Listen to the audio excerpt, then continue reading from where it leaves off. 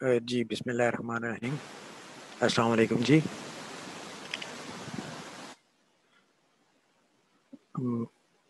पिछला जो लेक्चर था उसमें हम लोगों ने कुछ प्रोबेबिलिटी की बेसिक्स पढ़े थे, कुछ डेफिनेशंस पढ़ी थी। तो आज उन्हीं को ही दोबारा एक दफ़ा ओवर रिव्यू करेंगे और फिर उससे आगे चलेंगे।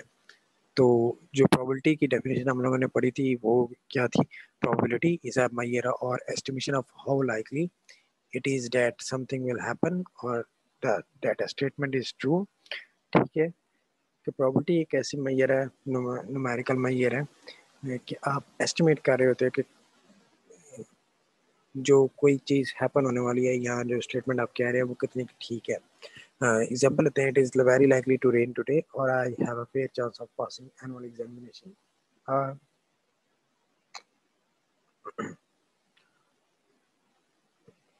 इन स्टेटमेंट में आपने देखा कि जो लाइकलीहुड एक्सप्रेशन की लाइकलीहुड है वो नेचुरली बयान की गई है। Probabilities are given a value between 0 chance or will not happen, and 100% chance or will happen. The higher the degree of probability, the more likely the event is to happen, or in a longer series of samples, the greater the number of times such event is expected to happen. ठीक है? Probability is used widely in different fields such as mathematics, statistics, economics, management, finance, operational research, sociology, psychology, astronomy, physics, engineering, gambling, and artificial intelligence. For example, draw inferences about expected frequency of events. ठीक है, तो आपकी जो probability है वो almost तमाम fields में ही use होती है.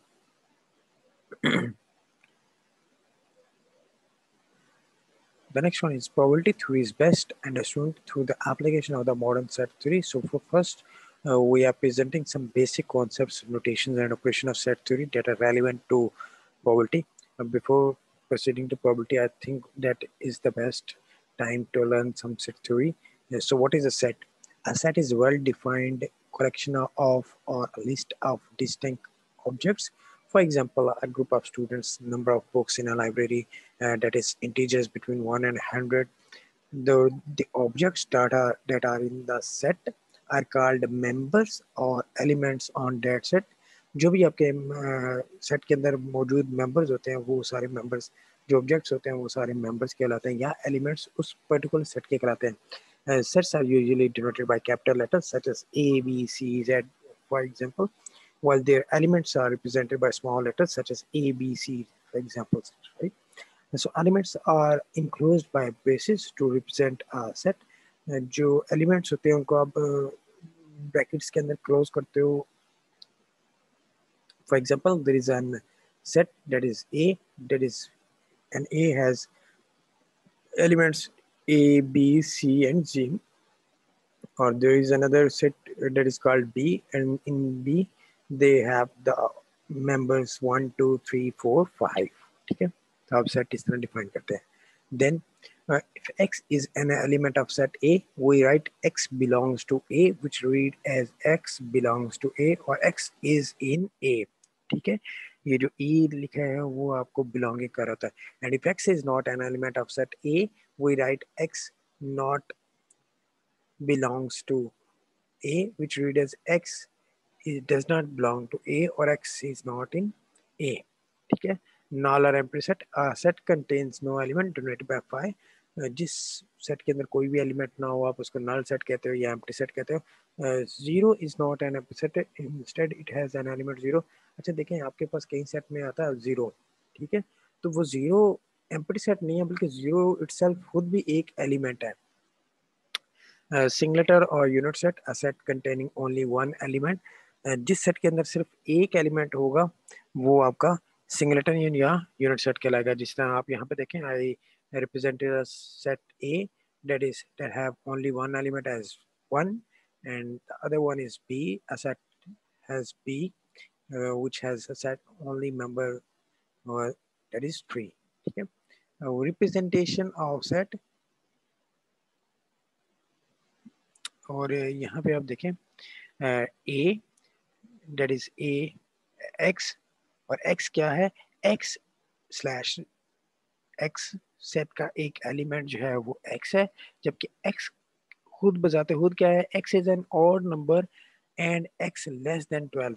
x जो है वो एक ऑड नंबर है और कंडीशन क्या है कि जो x है वो 12 से कम होना चाहिए, तो उसके एलिमेंट्स क्या बनेंगे, ठीक है जी। अब पहले चीज हमने ऑड नंबर्स लेने हैं और ऑड नंबर 12 से कम लेने हैं, तो फिर हमारे पास एलिमेंट्स कौन से बनेंगे, दैट इज 1 3 5 7 9 एंड 11, ठीक है जी। फिर आप देखें आपने एक सेट जनरेट किया बी, और बी क्या है X, given that X is month of the year. तो अब मंथ ऑफ द ईयर कौन से हो सकते हैं, जनवरी हो सकता है, फरवरी हो सकता है, मार्च हो सकता है, अप टू दिसंबर तक हो सकता है, ठीक है। और सी देखिए 1 2 3 4 अप टू 10, यानी कि इसके अंदर जो एलिमेंट्स होंगे वो कौन कौन से होंगे, 1 2 3 4 5 6 7 8 9 10, ठीक है जी। Subset, set A is called subset of set B if every element of set A is also an element of set B. We write A is a subset of B और B is a subset of A. कैसे?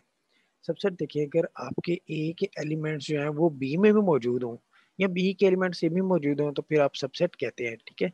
जैसे देखें A के अंदर आपके पास element, A set के अंदर आपके पास एलिमेंट कौन से हैं, 1 2 और 3 है, और बी के अंदर आपके पास एलिमेंट कौन से हैं, 1 2 3 4 5 है, ठीक है। तो आप ए देखें, ए के जो एलिमेंट्स हैं वो क्योंकि बी के अंदर मौजूद हैं, तो आपने कहा जो ए जो है वो बी का ही सबसेट है।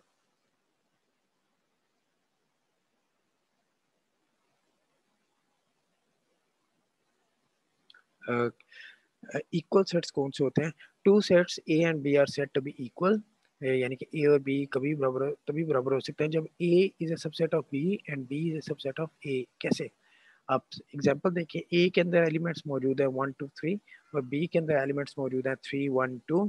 सो now have A is a subset of B, जो ए के एलिमेंट्स हैं that are similar to the elements of set B, और B is a subset of A, so that means A is equal to B.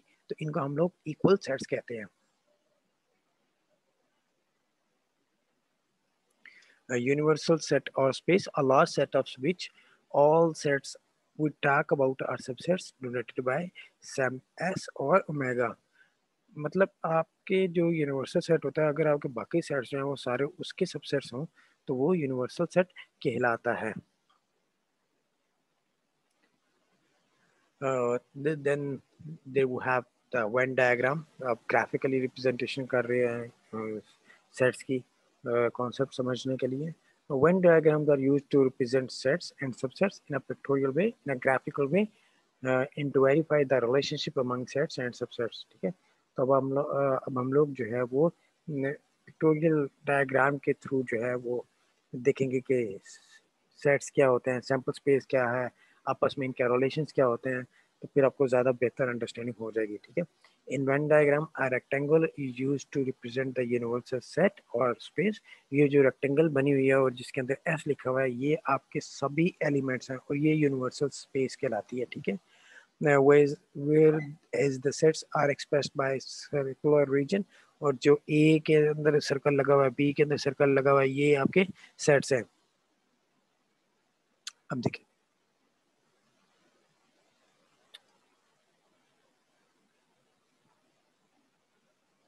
Operations on sets, तो यहाँ पे देखें आपके पास क्या है, पहले आप सैंपल स्पेस आप ले रहे हैं, आपके पास एक सेट ए है, आपके पास एक सेट बी है।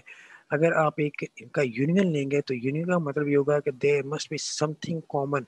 तो यहाँ पे रेड कलर के में देखें, सैंपल स्पेस आपका ये है, ए आपका ये है, बी आपका ये है, और इनके दरमियान कुछ एरिया जो है वो कॉमन है, तो ये ए यूनियन बी हो जाएगा, ठीक है। यहाँ देखें ना, ये जो एरिया कुछ कॉमन है तो ये आपका जो है वो ए यूनियन बी का है।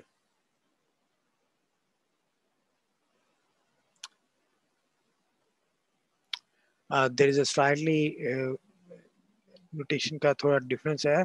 ये जो ऊपर वाली डायग्राम है that is A intersection B, ये जो लिखा हुआ है ए इंटरसेक्शन बी, ये ऊपर वाली डायग्राम है।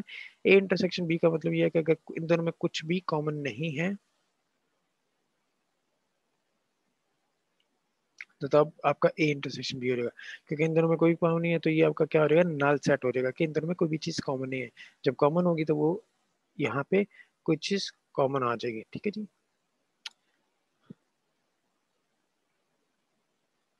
देन आपका आता है, आपने अगर कॉम्प्लीमेंट लेना है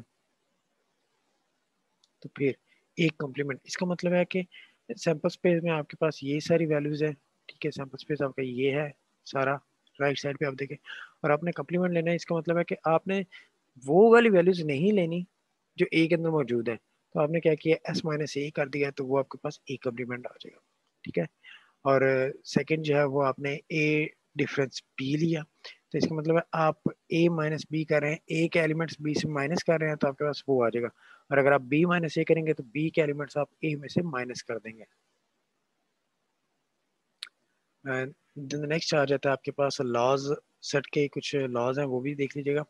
late A B and C are any B any subsets of a universal set ए,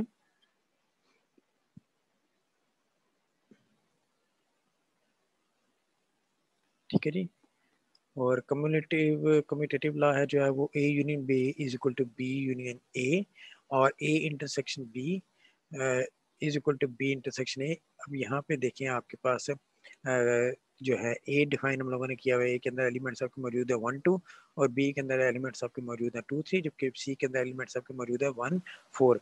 तो आप पहला प्रूव करने लगे हैं तो वो क्या है, ए यूनियन बी करेंगे, तो ए यूनियन बी का मतलब होगा कि आप दोनों आपने सभी सेट्स को कंबाइन कर देना।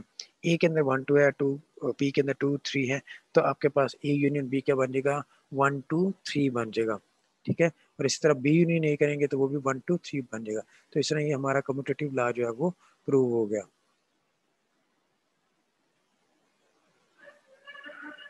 ठीक हो गया जी। और अगर आप ए इंटरसेक्शन बी करेंगे तो आपने देखना है कि ए और बी के दरमियान कौन सी चीज़ कॉमन है, तो वो आपके पास सिर्फ 2 का एक एलिमेंट है जो कॉमन है। और अगर आप बी इंटरसेक्शन ए करेंगे तो आप देखेंगे कौन सा कॉमन है, तो वो भी 2 है, ये कॉमन है। तो इस तरह आपका कम्यूटेटिव लॉ जो है वो प्रूव हो जाता है। Associative law A union bracket B union C, A union B bracket U union C, और इसी तरह आपका पास है, तो ये भी आप प्रूव कर सकते हैं, ये देखिए मैंने किया हुआ है, ठीक है। डिस्ट्रीब्यूटिव लॉ में आपके पास एक दफ़ा आप यूनियन लेते हैं और अंदर अंदर आप इंटरसेक्शन ले रहे होते हैं, ठीक है। और इस तरह आपके पास और आइडेंटिपोर्टेंट आइडेंटिपोर्टेंट जो लॉज है वो ए यूनियन ए करेंगे तो आपके पास ए आ जाएगा, ए का इंटरसेक्शन ए के साथ करेंगे तो आपके पास ए आ जाएगा। आइडेंटिटी लॉज जो है वो ए यूनियन एस करेंगे तो आपके पास एस आ जाएगा, ए इंटरसेक्शन एस करेंगे तो आपके पास ए आ जाएगा। आपके पास सैंपल स्पेस देखें 1 2 3 था, ए आपके पास जो है वो 1 है।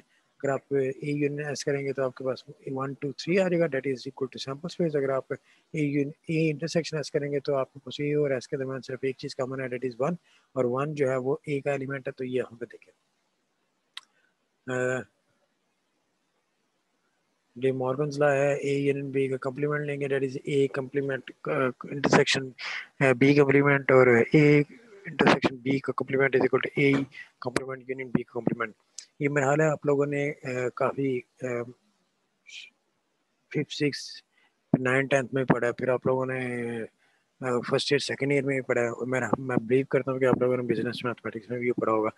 These are just the overview, ठीक है। ये आप लोगों का कोर्स में तो शामिल नहीं है, लेकिन मुझे लगा कि मुझे आप लोगों को ये ओवरव्यू करवा देना चाहिए, ठीक है। आपकी प्रॉबिलिटी की जो है वो बेस जरा अच्छी बन जाएगी।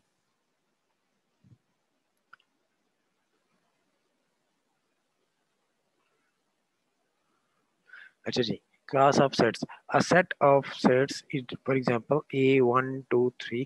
अगर आप क्लास ऑफ सेट्स जो हैं वो अगर आप एक सेट के अंदर सेट बना देंगे, ठीक है, जैसे ए आपने एक सेट लिया जिसके अंदर एलिमेंट्स है 1 2 3, अगर आपने उन एक एक एलिमेंट को भी एक सेट बना दिया तो वो जो है वो क्लास ऑफ सेट्स हो जाएगी, ठीक है जी। Power sets, a set of all subsets of A is called power set of set A। For example head tail है, देन प्रोबेबिलिटी ऑफ ए जो है वो 5 है, हेड है, टेल है, और हेड एंड टेल है, ठीक है। Cartesian product of sets A and B denoted by A cross B is a set that contains all order pair x y where x belongs to A and y belongs to B. Symbolically A cross x, A cross B, x y where x belongs to A and y belongs to B. For example, head let head tail p is equal to 1 2 3 4 5। तो आपने यहाँ पे जैसे हम लोगों ने पिछले lecture में मल्टीपल स्टेप एक्सपेरिमेंट करना सीखा, वो आप उसी तरह करेंगे। पहले स्टेप में आपके पास हेड एंड टेल हो जाएगा, दूसरे स्टेप में आपके पास 1 2 3 4 5 6 हो जाएगा। तो आप देखें हेड 1 है, हेड 2 है, हेड 3 है, हेड 4 है, हेड 5 है, हेड 6 है। फिर सेकंड में आपके पास क्या आ जाएगा, टेल 1 है, टेल 2 है, टेल 3 है, टेल 4 है, टेल 6 है। इस तरह आपके पास इन्हीं आप मल्टीपल स्टेप एक्सपेरिमेंट को आप जो है वो कार्टेशियन प्रोडक्ट भी कहते हैं। देन जो है वो पिछले लेक्चर में हम लोगों ने देखा था कि आपने सेट बनाना अभी तक सीखा, फिर अब आप करते हैं रैंडम एक्सपेरिमेंट, जिस तरह हम लोगों ने पिछली दफा किया था। तो दोबारा उसको देख लेते हैं। Experiments mean a plan activity or process whose result yield set of data. ठीक है, जो आपका एक्सपेरिमेंट होता है वो आपका कोई प्लान एक्टिविटी होती है जिसमें आपके पास जो रिजल्ट आता है वो सेट ऑफ डाटा की फॉर्म में आता है। ट्रायल जो होता है, single performance of an experiment is called a trial. जब आप सिंगल परफॉर्मेंस करते हो, एक दफा करते हो एक्सपेरिमेंट, तो वो ट्रायल आपका कहलाता है। Then the outcome is the result obtain from an experiment और trial is called an outcome. जो भी आपके पास रिजल्ट आ रहा होता है उस ट्रायल का या एक्सपेरिमेंट का, उसको आप आउटकम कहते हैं। Random experiment क्या होता है? An experiment which produces different results even though it is repeated a large number of times under essentially similar condition is called random experiment. Random experiment एक ऐसा experiment होता है जिसको आप जितनी दफा मर्जी रिपीट करेंगे, चाहे वो आप जो रेपिटेशन है वो बहुत ज्यादा दफा करें, लेकिन उसकी कंडीशन क्या होनी चाहिए, सिमिलर कंडीशन होनी चाहिए, तो वो रिजल्ट्स डिफरेंट प्रोड्यूस करेगा, उसको आप रैंडम एक्सपेरिमेंट कहते हैं। और इसकी एग्जांपल्स देखें। Tossing of a fair coin, जब आप कॉइन को टॉस कर रहे हैं। The throwing of a balance die, आप लूडो का दाना जब रोल कर रहे हैं। Drawing a card from a well shuffled pack deck of 52 playing cards, आप जब भी कोई कार्ड ड्रा करते हैं 52 कार्ड्स में, तो आपका रैंडम एक्सपेरिमेंट होता है। देन आपका आ जाता है जी सैंपल स्पेस। क्या होती है? A set consisting of all possible outcomes that can result from a random experiment is called sample space. जो तमाम आपके पॉसिबल आउटकम्स होते हैं आपके रैंडम एक्सपेरिमेंट के, उसको आप सैंपल स्पेस कहते हैं। और सैंपल पॉइंट जो है वो हर इंडिविजुअल जो पॉइंट होता है सैंपल के अंदर, सैंपल स्पेस के अंदर, आप उसको सैंपल पॉइंट कहते हैं। Each possible outcome is a member of a sample space and is called sample point in that space. For instance, the experiment of tossing a coin result in either of the two possible outcomes, a head or a tail. Rolling on its edge is not considered. ठीक है जी। The sample space is head tail, or sample space for tossing two coins once is head head, head tail, tail head, head tail tail. और यहाँ पे देखें sample space for tossing die is, एक die को toss करने के आपके पास क्या होंगे, 1 2 3 4 5 6 हो जाएंगे। और अगर आप दो डाइस जो हैं वो इकट्ठी लूडो के दो दाने इकट्ठे रोल करेंगे तो क्या होगा, पहली दफा पहले दाने पे क्या आ सकता है, एक आ सकता है। दूसरे दाने पे क्या आ सकता है, एक आ सकता है। पहले दाने पे एक आ सकता है, दूसरे दाने पे दो आ सकता है। पहले दाने पे एक आ सकता है, दूसरे दाने पे तीन आ सकता है। पहले दाने पे एक आ सकता है, दूसरे दाने पे चार आ सकता है। पहले दाने पे एक आ सकता है, दूसरे दाने पे पांच आ सकता है। पहले दाने पे एक आ सकता है, दूसरे दाने पे छह आ सकता है। इस तरह आपके पास 36 बनेंगे। ठीक है, यहाँ पे जैसे देखें पहले दाने पे छह आया, दूसरे दाने पे एक आया, दूसरे दाने पे पहले दाने पे छह आया, दूसरे दाने पे दो आया। तो इस तरह आपने सैंपल स्पेस बनानी है। अब आपके पास आपने रैंडम एक्सपेरिमेंट भी परफॉर्म कर लिया, ठीक है जी। फिर उसके पॉसिबल जितने आउटकम्स थे वो आपने सैंपल स्पेस में लिख दिए। Then the next one is event. An event is an individual outcome or any number of outcomes of a random experiment. जो इवेंट है वो आपके कोई इंडिविजुअल आउटकम है या नंबर ऑफ आउटकम्स हैं आपके कोई भी रैंडम एक्सपेरिमेंट के। ठीक है, अगर हम सेट टर्मिनोलॉजी की बात करें तो जो आपका सबसेट होता है सैंपल स्पेस का, वही आपका इवेंट कहलाता है। ठीक है, और यहाँ पे देखें आपने कॉइन टॉस किया जिसके पॉसिबल आउटकम सैंपल स्पेस क्या था, हेड एंड टेल था। अगर हम लोग इंटरेस्टेड हैं हेड के अंदर, ठीक है, तो then head is an event. और अगर आप टेल के अंदर इंटरेस्टेड हैं तो टेल इज अनदर इवेंट। ठीक है, और हेड टेल जो है is also an event. Mutually exclusive events, two events A and B of a single experiment are said to be mutually exclusive if and only if they can't occur at the same time. कैसे? अगर आप coin को toss करेंगे, ठीक है, तो यहाँ ऐसा नहीं हो सकता कि हेड और टेल दोनों इकट्ठे एक दफा आ जाए। यहाँ तो हेड आएगा, यहाँ टेल आ जाएगा। तो ऐसे जो इवेंट्स होंगे वो आपके जो हैं वो म्यूचुअली एक्सक्लूसिव इवेंट्स कहलाएंगे।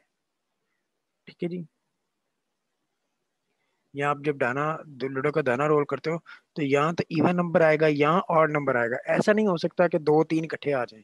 ठीक है, तो इस तरह करके ये ऐसे जो इवेंट्स होते हैं वो आपके म्यूचुअली एक्सक्लूसिव इवेंट्स होते हैं।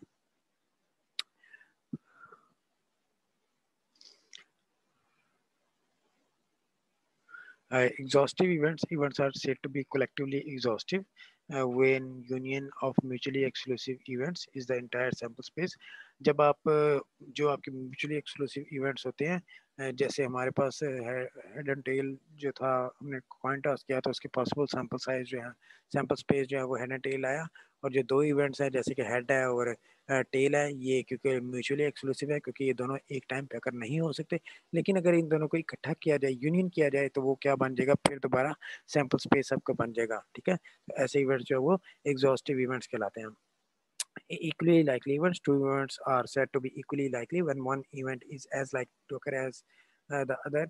Equally likely events ऐसे होते हैं जो आपके दोनों जो हैं इवेंट्स जो हैं वो बिल्कुल एक जैसी उनकी लाइकलीहुड हो कि वो करो सकते हैं। ठीक है, जैसे आपने कॉइन टॉस किया तो हेड के भी आने के उतने ही चांस है जितने आपके टेल के आने के चांसेस हैं। ठीक है, तो ऐसे इवेंट्स को आप इक्वली लाइकली इवेंट कहते हैं।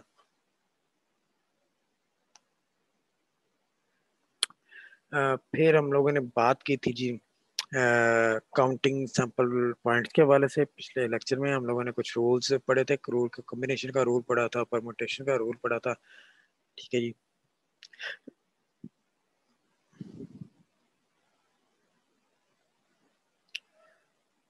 मल्टीपल एक्सपेरिमेंट का रूल पढ़ा था। तो यहाँ पे भी देखें आपके पास जो है वो इस तरह होता है।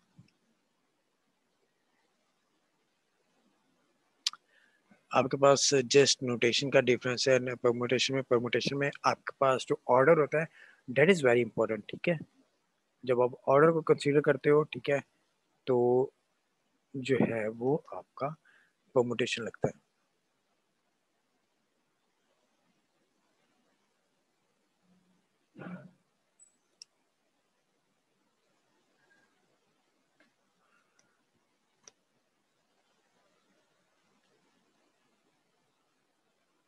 एग्जाम्पल इसके देख लेते हैं।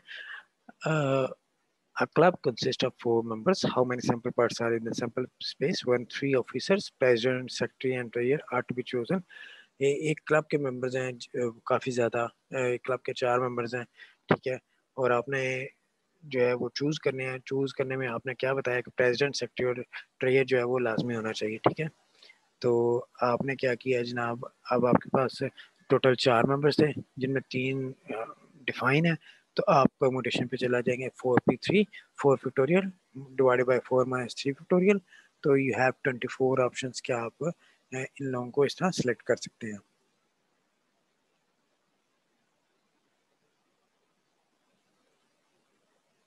और जब आपके पास ऑर्डर का कोई मसला नहीं होता तो फिर आप कॉम्बिनेशन यूज करते हैं। यहाँ पे एग्जांपल देखें आप, a 3% committee is to be formed from a list of 4 persons. ठीक है, अब उसने क्या किया, उसने आपको कोई मेंशन नहीं किया कि प्रेसिडेंट, सेक्रेटरी और फलाना बंदा होना चाहिए। बस उसने कहा जी 4 बंदे हैं, उनमें से 3 बंदों की कमेटी आपने बनानी है।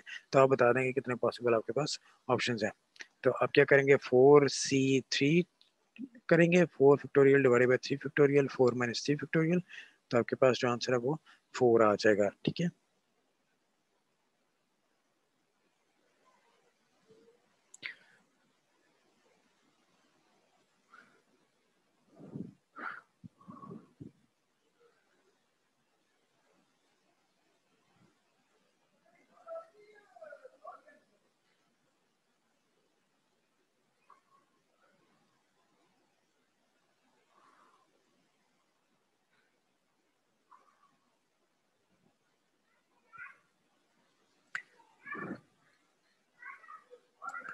ठीक है। अभी तक हम लोगों ने प्रोबेबिलिटी की डेफिनेशन पढ़ी, फिर सेट्स के वाले से कुछ पढ़ा, चीज़ें देखी, फिर वेन डायग्राम में देखे उनके रिलेशंस देखे, फिर आपने एक्सपेरिमेंट देखा, फिर आपने सैंपल स्पेस देखी, फिर आपने इवेंट जनरेट करना देखे, फिर हमने कुछ रूल्स पढ़े, ठीक है, रूल ऑफ मल्टीप्लिकेशन पढ़ा, फिर हम लोगों ने परमुटेशन का पढ़ा, फिर हम लोगों ने कॉम्बिनेशन का पढ़ा। इसी चीज़ को आगे लेके चलते हैं और कुछ क्वेश्चन जो है वो प्रोबेबिलिटी के रिलेटेड करते हैं और कुछ लॉज प्रोबेबिलिटी के रिलेटेड पढ़ते हैं। तो probability of A set A, let S be a sample space and A be an event in the sample space. S जो है वो आपका एक sample space है और A जो है वो आपका event है. Then the probability of occurrence of event A is defined as probability of A, number of sample points in A divided by total number of sample points. Symbolically आप उसको लिखेंगे probability of A, that is numbers of sample points in A divided by number of sample points, ठीक है। और आप देखें कि probability की क्या होनी है, इवेंट की क्या होनी चाहिए। अगर आपका सैंपल स्पेस 1 है, probability of S equal to 1, that is for sure event S for any event A. आपका जो इवेंट, किसी भी इवेंट की probability can never be negative और probability always lies between 0 to 1। And if A and B are mutually exclusive events, then probability of A union B is equal to probability of A plus probability of B. ये आगे मैं बताता हूँ कि ये क्या होगा। अब आप देखिए, आपने क्या करना है, a fair coin is tossed once, find the probability of the following events। तो पहले आप सबसे पहले क्या करेंगे, आप अपना सैंपल स्पेस जनरेट करेंगे, ठीक है। सैंपल स्पेस में आपके पास क्या है, सैंपल स्पेस में आपने रैंडम एक्सपेरिमेंट परफॉर्म किया, टॉसिंग ए क्वाइन, आपके पास सैंपल स्पेस क्या आ गया, हेड एंड टेल आ गया। तो आप देखें कि आपके पास सैंपल स्पेस में एलिमेंट कितने थे, नंबर कितने थे, number of sample space equal to 2। फिर आपने इवेंट जनरेट किया, let A be an event representing the occurrence of an head. A आपने डिफाइन किया एच, ठीक है, और नंबर ऑफ एलिमेंट्स ए के कितने थे, 1 थे। तो आपने प्रोबेबिलिटी जब ए की करनी शुरू की, तो number of elements in A divided by number of elements in sample. So आपके पास ए के अंदर एलिमेंट्स 1 थे और सैंपल के अंदर आपके पास एलिमेंट्स 2 थे, तो 0.5 आ गया आपके पास। इसी तरह आपके पास जो सेकंड देखें, टेल अकरेंस का आपने इवेंट जनरेट करना, तो let B be an event representing the occurrence of a tail. तो आप बी डिफाइन करेंगे, उसके अंदर टेल आ जाएगा, नंबर इन एलिमेंट्स बी इस है, इवेंट बी में कितने आएंगे, 1 आएंगे। तो जब आप उनको प्रोबेबिलिटी साइन करेंगे, number of B divided by number of S, so 1/2 that is 0.50 आ जाएगा। तो इस तरह पहले आप क्या करेंगे, क्वेश्चन देखेंगे, उसका रैंडम एक्सपेरिमेंट परफॉर्म करेंगे, उसके सैंपल स्पेसेस बनाएंगे, फिर आप उनके इवेंट्स लिखेंगे, फिर उसके ऊपर आप उन इवेंट्स की बेस के ऊपर आप प्रोबेबिलिटीज असाइन करेंगे। एक और क्वेश्चन देखते हैं। A fat coin die is rolled once, find the probability of the following event। तो अब आप क्या कर रहे हैं जी, आपने रैंडम एक्सपेरिमेंट क्या परफॉर्म करना है, आपने फेयर डाइट रोल करनी है और उसके आपके पास सैंपल स्पेस क्या हो जाएंगे, 1 2 3 4 5 6 हो जाएंगे, नंबर्स इन सैंपल स्पेस कितने हो जाएंगे, 6 हो जाएंगे। तो सबसे पहले आपने इवेंट कौन सा जनरेट करना, an even number occurs, so let A be an event representing even numbers. तो आपके पास कौन से हो जाएंगे, 2 4 6, तो number of elements in A हो जाएंगे 3। जब आप उनको प्रोबेबिलिटी साइन करेंगे, probability of A that is n A over n S 3/6 that is 1/2। फिर आपने करना है नंबर ग्रेटर देन 4। तो अब आपके पास आपने क्या किया, आपने event let B be an event that represents number greater than 4। तो आपके पास 4 अगर तो होता ग्रेटर देन इक्वल टू 4 होता, तो फिर 4 इंक्लूड होता। अब क्योंकि सिर्फ उसने ग्रेटर देन 4 लिखा हुआ है, तो आपके पास सिर्फ जो है वो 5 और 6 ही आ जाएंगे। नंबर इन इवेंट बी है जो है वो आपके पास 2 आ जाएंगे और आप उनको प्रोबेबिलिटी असाइन कर देंगे। और तीसरा जो है वो आपके पास नंबर ग्रेटर देन 6, तो let C be an event representing number greater than 6। तो आपके पास तो कोई एलिमेंट नहीं है, तो आपका हेल ही सेट हो गया। तो नंबर इन सी क्या आ जाएंगे, 0 आ जाएंगे। प्रोबेबिलिटी आप सी को डिफाइन करेंगे तो 0/6 आ जाएगा, डेट इज 0 आ जाएगा, ठीक है। तो इस तरह आप अपना करेंगे। और इसी तरह देखें आपने, हर if two fair dice are thrown, what is the probability of getting a double six, a sum of 11 or more dots। तो यहाँ पे देखें आपने क्या किया, आपने सैंपल स्पेस पहले बनाया, सर रैंडम एक्सपेरिमेंट था, 2 fair dice are rolled, तो आपने ये सारा सैंपल स्पेस बनाया। अब आपके पास पहला इवेंट क्या है, double six, let A be an event that represents double six. आपके पास एक इवेंट ऐसा था जब आपके दोनों डाइसेस पे 6 आया हुआ था, तो नंबर्स इन ए 1 प्रोबेबिलिटी 1/36 आ जाएगा। और आपके पास दूसरा क्या था, सम ऑफ 11 और मोडर्स, तो आपने ऐसा करना था जब आपके पास 11 दोनों सम दोनों जो है दानों का वो जो सम है 11 या 11 से ज़्यादा है, तो 5 6 6 5 और 6 6 ये तीन जो थे इवेंट्स ऐसे थे जिनमें आपके पास आया, तो 3/36 आ गया। तो इस तरह आप प्रोबेबिलिटी से साइन करेंगे। इसी तरह एग्जांपल आप देखें 3 टाइम कॉइन्स टॉस करने की, तो ये है आपके पास, इस तरह आपके पास कुछ प्रोबेबिलिटीज हैं। आई होप कि आपको ये क्लियर हो जाएगा।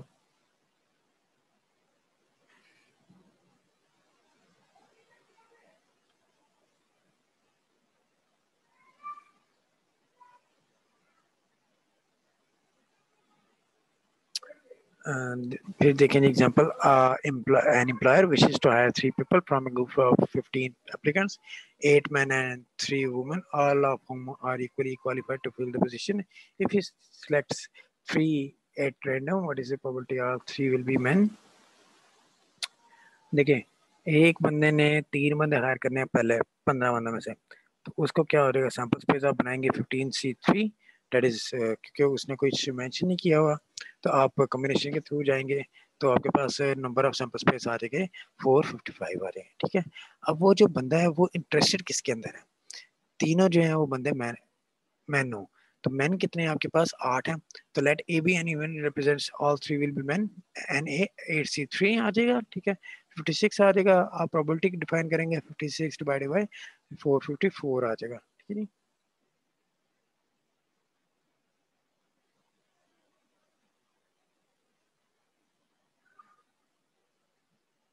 अच्छा, यहाँ पे देखें, ये क्वेश्चन समझिएगा जरा। अब an employer wishes to hire 3 people from a group of 15 applicants, 8 men and 3 women, all of whom are equally qualified to fill the position. If he selects the 3 at random, what is the probability that at least one will be woman? तो सबसे पहले आप क्या करेंगे, आप तो sample space करेंगे, total कितने लोग हैं, 15 लोग हैं, आपको चाहिए कितने, 3 चाहिए, तो आप कॉम्बिनेशन के थ्रू 15C3 कर लेंगे, तो 455 आपके पास ऑप्शन आ जाएंगे। ठीक है, अब let B be an event that represents at least one moment. अब at least one का मतलब ये है एक या एक से ज्यादा। ठीक है, अब एक से ज्यादा किधर तक जाना है आपने, क्योंकि आपने कितने टोटल बंदे करने हैं, 3 बंदे लेने हैं, तो यहाँ पे देखें आपके पास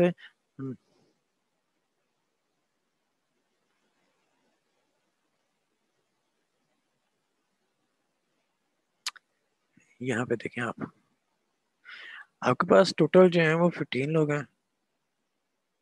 ठीक है, 15 में जो है वो 8 जो हैं वो लोग मैन है, और बाकी जो 7 है वो वुमेन है। ठीक है, तो 7C1 का मतलब है कि 7 वुमेन में से आपने एक सिलेक्ट की, बाकी जो 2 बंदे सिलेक्ट आपने किए वो मैन थे, प्लस 7 में दो वुमेन आपने सिलेक्ट की और एक मैन सिलेक्ट किया, प्लस आपने क्या किया, तीनों वुमेन सेलेक्ट कर दी और एक मैन सेलेक्ट किया, तो इस तरह आपके पास 399 आया, आपने प्रॉपर्टी असाइन की तो आपके पास 399 डिवाइड बाई 455 आ गया।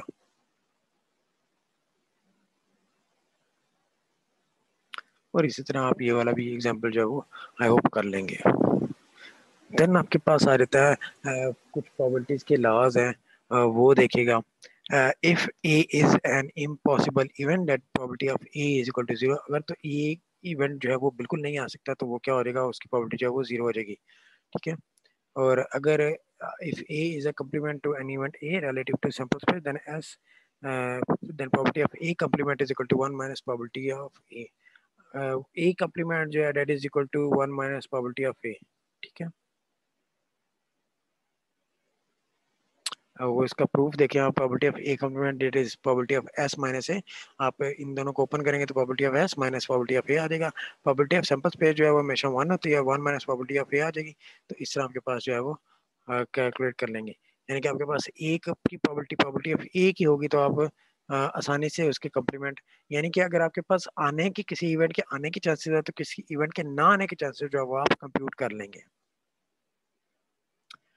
इसी तरह देखें जी, एडिशन लॉ जो है वो, if A and B are any two events defined as sample space, then probability of A union B is equal to probability of A plus probability of B minus probability of A and B. A event है, ये B event है, ठीक है। अगर तो इनमें आपने इन दोनों को यूनियन करना है, ऐड करना है, that is called addition rule. अगर आप ऐड करेंगे तो अगर तो कुछ हिस्सा कॉमन आ जाएगा तो वो ए एंड बी आ जाएगा, ठीक है।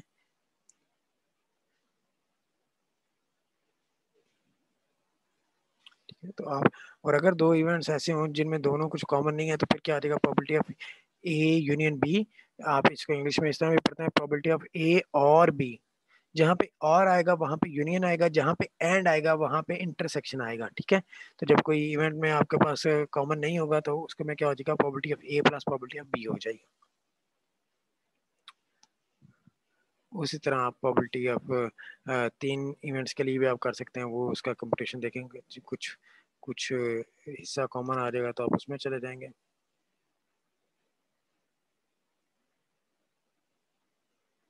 अच्छा फिर देखें, कुछ प्लेइंग कार्ड के बारे से चीज़ें पढ़ते हैं। आपके पास, आपको पता ही होगा कि जो ताश के पत्ते हैं वो टोटल 52 होते हैं। 52 में 13 13 पत्ते करके जो टोटल चार सूट्स होते हैं, चार कलर होते हैं, जिन पे स्पेड्स दो ब्लैक होते हैं, दो रेड होते हैं। स्पेड्स और क्लब्स जो हैं वो आपके पास ब्लैक में होते हैं, हार्ट्स एंड डायमंड्स जो हैं वो आपके पास रेड में होते हैं, ठीक है। और अगर हम लोग इनको अ, वैसे बात करें तो स्पेड्स, और हर स्पेड्स में जो है वो हर सूट में टोटल 13 होते हैं। स्पेड्स को आप लोग आम जुबान में हुक्म कहते हैं, क्लब्स चिड़िया, हार्ट जो है वो पान होता है, और डायमंड जो है वो दिल होता है, ईंट होती है, ईंट। अब देखें जी, इनके अंदर वैल्यूज कितनी होती हैं। सबसे जो पहला पता होता है वो एस का होता है, फिर 2 3 5 6 7 8 9 10, फिर जैक, क्वीन और किंग होता है। इस तरह करके सभी के, इस तरह करके आपके पास कार्ड्स होते हैं। जो ऑनर कार्ड्स होते हैं वो 10, जैक, क्वीन, किंग और एस होता है।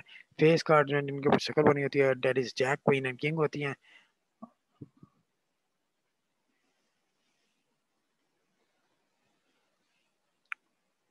और ये कार्ड की एग्जांपल है। कार्ड की एग्जांपल ये है कि आप देखें, अगर आपका एक कार्ड ड्रॉ किया जाए 52 कार्ड में से, तो क्या प्रोबेबिलिटी है कि वो रेड कार्ड होगा।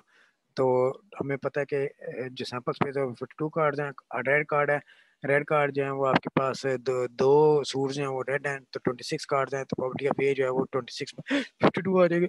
और अगर आपको कहा जाए कि कार्ड जो है वो डायमंड है, तो डायमंड कार्ड कितने हैं, 13 है, तो 13/52 हो जाएगा। और अगर आपको कहा जाए कि कार्ड जो 10 है, तो पता है कि हर सूट में 10 10 का एक पता है, तो चार पत्ते जो है वो 10 के आएंगे, तो 4/52 आ जाएगा। किंग का कहा जाए तो किंग भी चार है, 4/52 आ जाएगा। और अगर आपको फेस कार्ड कहा जाए तो आपको पता है कि हर सूट में तीन फेस कार्ड है, तो वो चार सूट्स हैं, 12 आ जाएंगे, तो 12/52 आ जाएगा। तो ये अभी तक हम लोगों की प्रॉबिलिटी है। तो इंशाल्लाह नेक्स्ट आप लोग इनको समझने की कोशिश करें, ठीक है। सुने इन लेक्चर को, और जो भी कंफ्यूजन होगी वो हम लोग जो है वो इंशाल्लाह क्लास में क्लियर कर लेंगे, ठीक है जी।